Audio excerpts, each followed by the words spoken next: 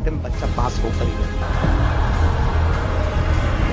तुक्का जम के लगाइएगा परीक्षा। कभी भी उस क्वेश्चन पे तुक्का मत लगाइएगा जिसके बारे में आपको कुछ भी नहीं पता। पापा ये सब तो पढ़ा ही नहीं कोचिंग ने यार, वो कहानी सुना दी, ये सब बताया नहीं। इस वीडियो में हम लोग बात करेंगे तुक्का लगाने की निंजा टेक्निक। थंबनेल और टाइटल देखकर आपको हंसी जरूर आ रही होगी, लेकिन तुक्का लगाना भी कोई आसान काम नहीं होता।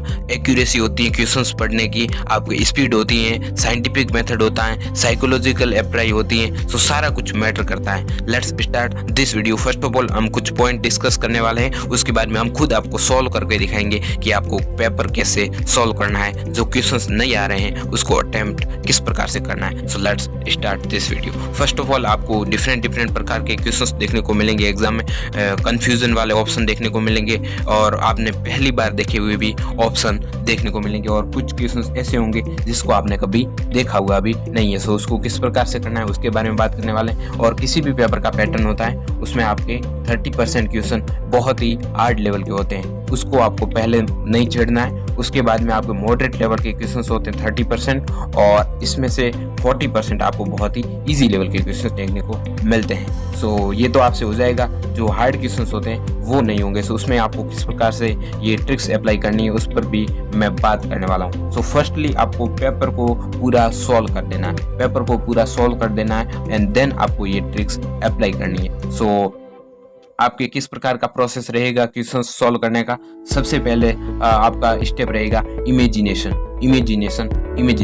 सो सबसे पहले आपको इमेजिन करना है जो भी क्वेश्चंस आपको दे रखा है, एंड देन आपको सेंस होना चाहिए थोड़ा बहुत, और फिर ऑप्शन को एलिमिनेशन करना है। एलिमिनेशन टेक्निक इस पूरे वीडियो की बहुत ही हाईलाइटेड पॉइंट रहेगा। एलिमिनेशन करना आपको आ गया ना, तो समझ लो कि आपका काम हो गया और आपका क्वेश्चन सही हो गया। हमारा काम है क्वेश्चंस को सही करना। नेक्स्ट आपके जो आता है स्टेज वो है नॉर्मल टेक्निक्स, वो मैं अभी डिस्कस करने वाला हूँ। So first of all all of above वाले क्वेश्चंस और नन ऑफ दीज अबव वाले क्वेश्चंस, इस पर आपको क्या ध्यान देना है। ऑल ऑफ अबव वाले क्वेश्चंस में 95% चांसेस है कि वो क्वेश्चंस आपका ऑल ऑफ अबव वाला ऑप्शन ही सही होगा। और बात करूँ नन ऑफ और जिसमें भी ऑप्शन दिए हुए हैं, सो उसका 5% चांसेस है सही होना। सो वो आपको सिलेक्ट करके नहीं आना है। यदि आपको क्वेश्चन नहीं आए तभी ऐसा करना है, वरना आ रहा है तो आप सही ऑप्शन ही सिलेक्ट करें। नेक्स्ट आपकी जो टेक्निक आती है वो है जीरो ऑप्शन वाले और अनचेंज्ड अपरिवर्तित ऑप्शन वाले क्वेश्चन। उसमें रेस्ट्रिक्शन भी है और किसमें आपको करना है और किसमें आपको वो ट्रिक नहीं करना है। सो यदि थ्योरी वाले क्वेश्चन से मैंने RVHS के सीआर से 5 वर्षों के आपके क्वेश्चंस ट्राई किए और उसको देखा, एनालिसिस किया, लास्ट में इवेंचुअली मेरे को मिला कि जिसमें भी जीरो है ना, जीरो भी कैसे क्वेश्चन जहाँ पे आपको थ्योरी दी हुई है तो उसमें आपके सीधा ही वो आंसर हो जाता है। लेकिन यदि आपके न्यूमेरिकल हो और जिसमें आपको +1 दे रखा हो या फिर -1 या फिर अनंत, तो उसमें आपको थोड़ा सोचना होता है। बाकी थ्योरी में आपको डायरेक्ट बड़े जो ऑप्शन दिए होते हैं, तो उसमें आपको यदि जीरो दिया हुआ है तो उसका आपके वो जीरो करेक्ट आंसर होगा। नेक्स्ट अगर मैं बात करूँ, सो वो आपके आ जाता है रिमूव एक्सट्रीम वैल्यू। यदि आपको किसी क्वेश्चंस में इस प्रकार के ऑप्शंस दिए जाए 0, 27, 37 एंड 102, तो इस केस में आपको जो एक्सट्रीम वैल्यू है, मान लो आपको यहाँ पर 102 दिख रहा है तो इसको एलिमिनेट कर देना, 0 दिख रहा है इसको भी एलिमिनेट कर देना। सो इस प्रकार की टेक्निक आपको यूज करनी है। मैं आपको अभी पेपर सॉल्व करके भी बताऊंगा कि किस प्रकार से सॉल्व करना है। Similar answer trick. So similar answer trick बहुत ही इंपॉर्टेंट है, आपके काम आने वाली है, क्योंकि आपको मान लो ये 4 ऑप्शन देखने को मिल गए। सो सिमिलर आपको एक तो 5 दिख रहा है और एक -5 दिख रहा है, और आपको एक 10 दिख रहा है और एक 17 दिख रहा है। सो इसमें से 99% चांसेस ये है कि आपके 5 और -5 ही आंसर होने वाला है इन दोनों में से। फिर आपको अपना दिमाग और सेंस लगा के इन दोनों में से सेलेक्ट कर देना है। नेक्स्ट अगर मैं बात करूं, so never lose your hope. आपकी होप कभी भी लूज नहीं होनी चाहिए। सबसे इम्पोर्टेंट पॉइंट, आपको ऐसे ही टिक करके नहीं आना है, आपको उसमें दिमाग लगाना है, उसमें मेहनत लगानी है, उसमें थोड़ा सा एफर्ट लगाना है, तब जाकर वो आपका सही होगा।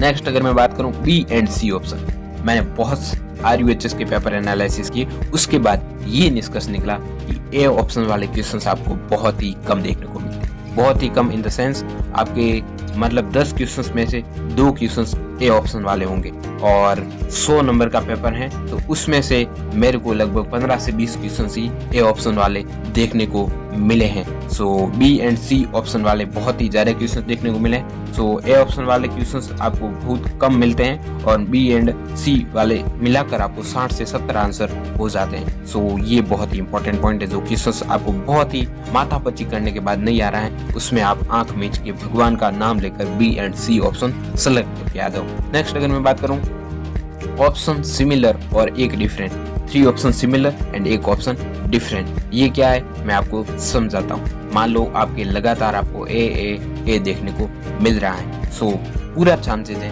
कि अगला आपके ए नहीं होगा। RUHS के मैंने सारे पेपर एनालिसिस कर दिए और बहुत सारे कंपटीशन एग्जामों के भी पेपर एनालिसिस कर लिए, उसमें आपको ये देखने को मिलता है कि कोई भी 3 से ज़्यादा आपको रेगुलर 4 आंसर सिमिलर देखने को नहीं मिलते। सो यदि आपको 3 क्वेश्चंस लगातार आ रहे हैं और आपको पता है कि वो एक्यूरेट है, तो आपको मान लो चौथा क्वेश्चंस नहीं आ रहा है उसके अगले वाला, सो आपको ये पता रखना है कि 3 क्वेश्चन से ज्यादा आपके सिमिलर जनरली देखने को नहीं मिलते हैं। सो यहाँ पे आपका कुछ दूसरा आने वाला है। सो इस प्रकार से आप ऑप्शन को भी एलिमिनेट करने में हेल्प मिलेगी। नेक्स्ट अगर मैं बात करूँ सो न्यूमेरिकल में आपको क्या करना है, फॉर्मूला याद नहीं है ना। न्यूमेरिकल बहुत सारे न्यूमेरिकल ऐसे होते हैं जिसमें हमको फॉर्मूला याद नहीं होता, हमने देखा भी नहीं होता, उसमें हमें कुछ पता नहीं होता। जनरली RUHS के एग्जाम में मैंने देखा है कि 2-3 वैल्यू दी होती, 2 वैल्यू दी होती है, तो आपको उसमें या तो मल्टीप्लाई करना है या फिर उसमें डिवाइडेशन करना है, उसमें से जो आपको आंसर देखने को मिल जाए और यदि ऑप्शन में वो मिल जाए तो वो टिक करके आ जाना है। मैंने बहुत सारे क्वेश्चंस ऐसे देखे हैं, सिर्फ 2 ऑप्शन दिए होते हैं, उसमें आप डिवाइड करो और आपका आंसर सामने आ जाता है, फॉर्मूला याद नहीं है फिर भी। नेक्स्ट अगर मैं बात करूँ इंग्लिश वर्ड भी देखो, यदि आपको हिंदी वर्ड आप हिंदी माध्यम से हैं और हिंदी में समझ में नहीं आ रहा है तो इंग्लिश वर्ड देखो, उससे आपको और ज्यादा क्लैरिटी मिलेगी। बात करूं ब्रेन सिग्नल टेक्निक, बहुत ही इंपॉर्टेंट टेक्निक अब आई है आपके ब्रेन सिग्नल टेक्निक। इसमें आपको क्या करना है, यदि आपको लग रहा है कि ये क्वेश्चंस तो मैंने कहीं ना कहीं तो देखा होगा, सो सबसे पहले आपको रिमेम्बर करना है, चैप्टर को रिमेम्बर करना है, कौन से चैप्टर का वो क्वेश्चंस हो सकता है। उसके बाद में आपको उस चैप्टर का पोर्शन देखना है कि कौन से सब टॉपिक से ये क्वेश्चंस हो सकता है और फिर आपको याद आएगा कि वो क्वेश्चंस का फला क्वेश्चंस का वो आंसर था। और आपको याद नहीं भी आता है तो आप नेक्स्ट आगे बढ़ जाओ, थोड़ी देर के बाद में आपको याद आ जाएगा और लास्ट में आपको उस ऑप्शन को सिलेक्ट करके आ जाना है। नेक्स्ट अगर मैं बात करूं तो वो आता है आपके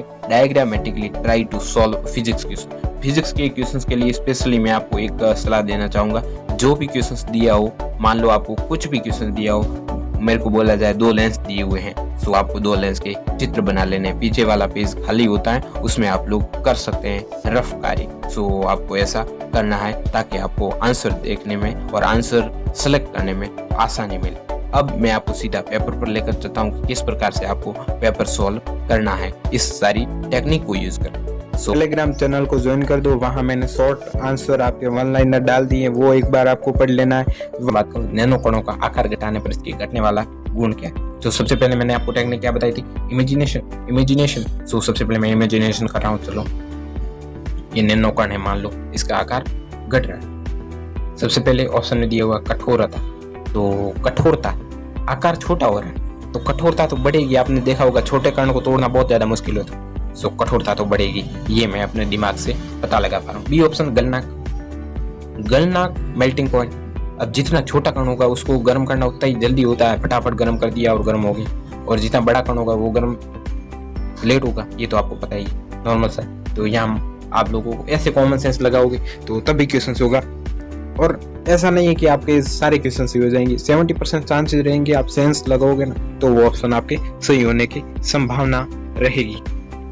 नेक्स्ट अगर मैं बात करूँ, आपको क्वेश्चन देखने को मिलता है प्रतिचुंबकीय पदार्थों में चुंबकीय प्रवृत्ति का मान क्या होता है। सो यहाँ से आपको क्वेश्चन देखने को, मैंने आपको पहले बताया था कि जहाँ अनचेंज्ड एंड 0 ऑप्शन वाले क्वेश्चन और बड़े बड़े आपके साथ में दिए हुए ना, तो आपको वहाँ अनचेंज्ड करके आ जाना है। तो मैंने यहाँ पे सी ऑप्शन सिलेक्ट कर रहा हूँ। नेक्स्ट अगर मैं बात करूँ, देखने को मिलता है जेनर भंजन का कारण। अब आपको कॉमन सेंस का कैसे यूज करना है उसका बताता हूँ। देखिए ब्रेक डाउन लिखा है, सो ब्रेक डाउन कम कोई भी चीज होगी तो ब्रेक डाउन नहीं होगा, इतना आपको ध्यान रखना। जितनी ज्यादा चीजें होगी उससे आपको ब्रेक डाउन होने की ज्यादा संभावना रहेगी। तो मैं यहाँ आपके ऑप्शन सी सिलेक्ट करने वाला हूँ और यहाँ आपके ये बिल्कुल सही है। नेक्स्ट आपके ये हो चुका है और एक और लास्ट क्वेश्चन, पूर्ण दिष्टकारी में यदि निवेश की आवृत्ति 50 हर्ट्ज है तो निर्गत आवृत्ति कितनी होगी। तो यहाँ मैं सबसे पहले तो 75, आपके इसका कोई सेंस नहीं बनता क्योंकि 75 तो हो ही नहीं सकता, आपको पता है। यहाँ तो आधा होगा या फिर पूरा होगा या फिर 25, इन तीनों में से होगा। अब पूर्ण दिष्टकारी आपको पूछा तो आप लोगों ज़्यादातर ए ऑप्शन सेलेक्ट करके आएंगे। हालांकि इसमें ऑप्शन नंबर भी है लेकिन ए 50% तो चांस है कि आपका सही हो, लेकिन यहाँ पे आपका ए आप ज़्यादातर मेरे को पता है सेलेक्ट करके आने वाला है। तो ऐसी कंडीशन में मैं आपको बता देता हूँ एक ये क्वेश्चन है।